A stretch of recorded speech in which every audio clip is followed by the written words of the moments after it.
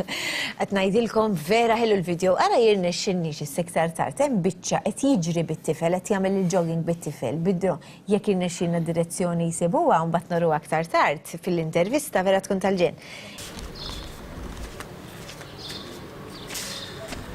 A few months ago, I was interviewed by Maltese TV about parenthood and particularly what life is like as a stay-at-home dad.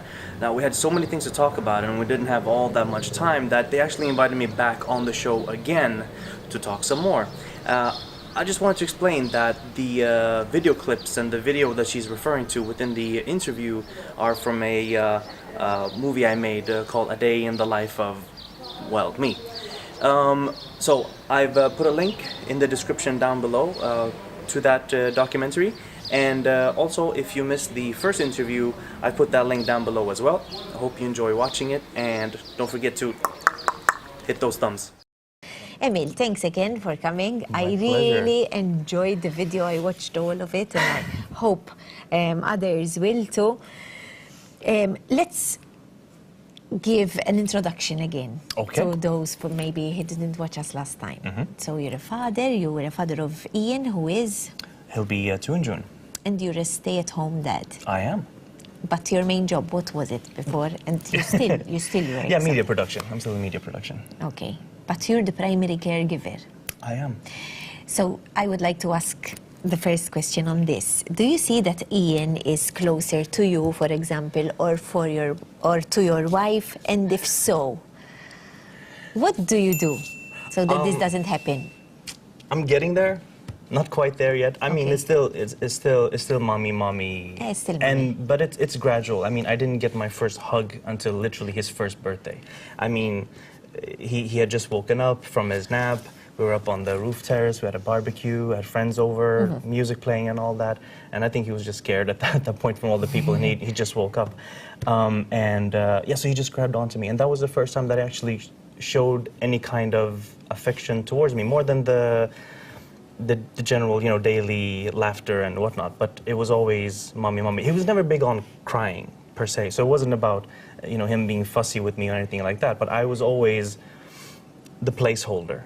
Okay. The placeholder for mommy. But from that point, after his first birthday, and the floodgates were open at that point, and I started dissecting the idea, what it feels like to give all of yourself to someone.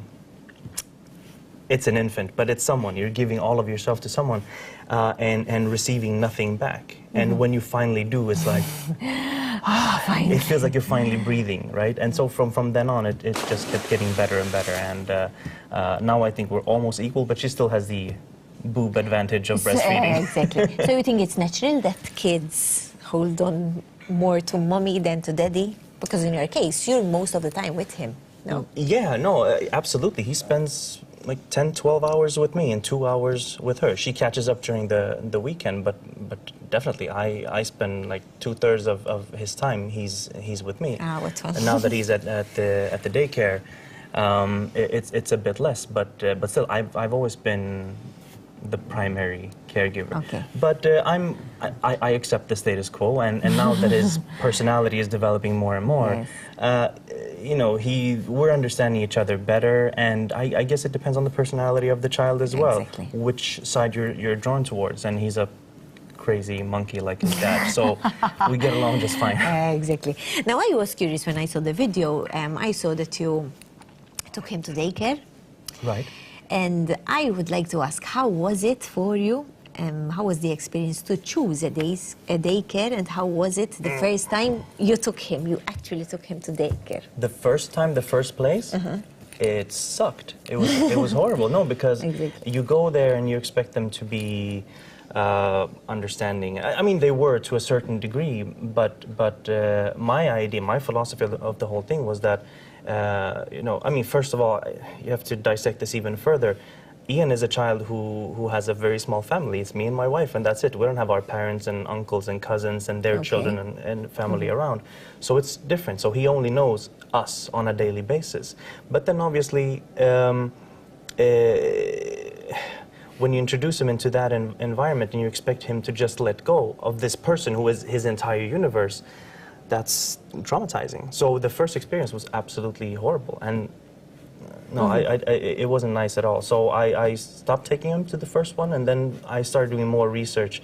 And what really worried me was this idea of that it's okay to leave a baby or a child to cry, which for me is such a strange thing. I mean, if you see a stranger out on the street crying, are you not going to ask if they're all right? And this is a toddler, an infant. This is a toddler, right? So they don't have the intellectual capacity to understand what's going on, and still we expect them to just cry it out. I mean, that's not a thing. It's one thing if you're challenging yourself, if you have a hurdle, or there's something that you want to achieve in life. But if you don't have the intellectual capacity to understand it, then you're just traumatized. It's like saying, hey, I'm going to take you to a party.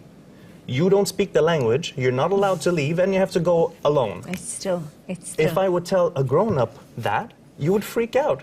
So why would you take a toddler who doesn't speak, who doesn't understand, and just go, yeah, you're going to be over here, and I'll be back whenever? Because it's a toddler. They don't have any understanding of the concept of time. So how was the process? The first thing I would like to ask, what did you do? How did you know that particular childcare is okay for your son? Because they didn't look at me as if I was an alien when I said that you have to have a transition period, you have to have a settling period. Okay. Because it depends. I mean, some kids, it depends what kind of family you have. If you have a big family and friends around all the time and you're used to being passed around, there's no big issue. If you're a confident child and you're very extroverted, it's perfectly fine. I've seen kids at the daycare, they come the first day, they barely have time to take off their shoes and they just shoot away. Like nobody's business. But then, I mean, Ian is shy. He's a slow starter. But once he opens up, he's okay. He shows off. He's a bit of a theater monkey. So you went through a transition. For example, you took him for an hour and then picked him up again. How was it? Oh, I didn't leave the place. I told him like you stayed there. No, because my idea is if I'm his universe, right? I'm his safety, his security, and everything.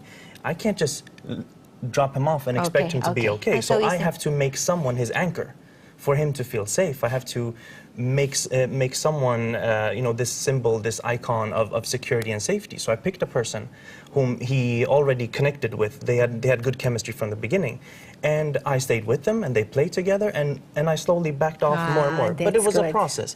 This can be one day or it can be 1 week, but it takes the time that it takes. You can't just leave a child crying.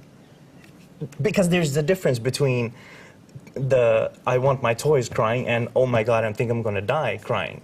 There's a big difference between that. And I mean, the first time I took him to the second daycare, as soon as he came in and understood what was going on, what type of place it was, he was crying so hard he was vomiting. Now you tell me that's not traumatizing. It's absolutely insane. No, so it had to take the time that it took. They insisted, I have a degree and this and that, and I said, I don't care what degree you have. I have a PhD in my son. I'm the expert. I'm with him constantly. So let's try this for 1 week. If it doesn't work, we'll go back to your ways. And within 3 days, he was perfectly fine. No tears, no crying, no fuss, nothing. And now still, 3 months later, 3 months? Yeah, 3 months later, he's perfectly fine. He never cries. He never complains. That's the way it should be, no? Exactly. I'm curious to ask you about things like potty training, for example. How do you go about it? Did you go through the process of potty training yet or no? No, not yet. Well, how do you intend? How do you intend to go about it? I don't know. I try to educate myself as much as possible and then improvise based on that knowledge. I just see, because each child is different, right? Okay. So in Ian's case, he started signaling and, saying caca when he wanted to go to the toilet, and no problem. I took him and he went. But then, but it didn't progress. It didn't progress to the point where he would pee and all that. And then he regressed instead. So he stopped doing that, and I was like, I can't explain verbally to you why you should use the toilet, so I have to wait. We still do the whole toilet thing every single day. I put him on the toilet and I explain in very simple words, to pee and to poop and to use the toilet, and he sees me doing it as well. I believe, because at least if he doesn't understand the words, he will understand by seeing what it is that I'm doing. But he's very reluctant lately to do that. So I guess you might have to wait until he's ready. I think so. I mean, if there are any experts out there, by all means, email me. Let me know what to do. No, because I'm always open to receiving information and hacking and optimizing everything. That would be fantastic. So far, I haven't found the solution to That's why you should go to the site and to his page and read about the blogs. You'll find it very interesting. I'm picking up, I jotted down a lot of points, and I'm picking up because we still have 5 minutes left, and I'm trying to choose which question. I'll go for this one, which might be which the hardest, the most challenging. The fact that you are showing your son, it's like a diary of his life. What if he grows up and tells you, I don't like it? It depends how you look. I mean, first of all, if he does, by all means, my son comes first. The whole website project was just a creative outlet for me from the mundane, repetitive patterns of just changing diapers every day. Coming from a media production background and from producing and writing and doing all this, I felt that it would be a good excuse to still remain creative and still challenge my mind, because I read a lot and saw a lot of content about parents, how they just missed having an adult conversation and not always being in the goo gaga type of situation.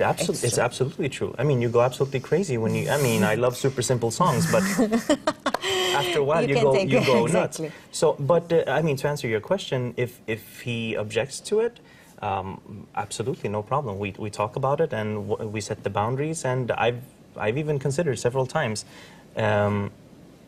To stop it, or to adjust it, or to stop the Instagram, stop the photos, and because now he's getting older, maybe I should respect his privacy. But on the other hand, it's not like I'm posting anything embarrassing or anything that is inappropriate or that he would look at when he's older and go, holy mother of a, why did you do, well, how could you? So, no, if and when, then yes, absolutely, I'll adjust it, or maybe I stop completely. But so far, it's just a creative outlet. It's fun, I'm having fun with it, and when he sees the videos, he's really enjoying it as well. He doesn't understand what's going on, really, but just to watch it, he enjoys it. I really enjoy them myself, but I wanted to ask, out of curiosity. By all means, that's why I'm here. I have time to ask you the last question. We do promote sports and arts for kids and everything. What type of father do you think you will be? If, for example, he's in a team or he's having a problem somewhere, what do you think would be your reaction? Would you go and speak to the coach, for example, or you let him fight his own battles? I would let him fight his own battles, for sure, absolutely. I mean, again, it's all about optimizing whatever you're doing. If you're talking about computers, people, or toilets, you want to optimize everything in life. All aspects should be optimized. So if I see that he can find a solution himself, even if it means that he's going to suffer a little bit, then by all means, I will let him do that. If I feel that I have a certain idea or some kind of knowledge that would help in the situation, I would express that. But I always strive to be constructive about it. I'm not interested in I'm not going to go to a coach or a teacher and say, you suck at your job. but if something is obviously not working... It's very tempting at times. It is, and I would. I mean, I would, but in a constructive sense, because I'm not interested in putting people down. I'm just interested in optimizing and making everything as efficient as it can possibly be. And that's interesting. And I wanted to ask you this question because I got, a few weeks ago, I got a lot of mothers and someone we were discussing, and the mother's reaction was I would go and speak to the coach, and I would go. And that's the difference, you know? But that's not always helpful, though, because you can't always run to the rescue. When they fall down, sometimes they have to get up. Yes, it's true. It's part of life. Absolutely. It's part of life. Thank you, Emil. My pleasure. It's always Thanks for having me. really nice discussing with you. Thank you. We'll have the chance to meet again for sure.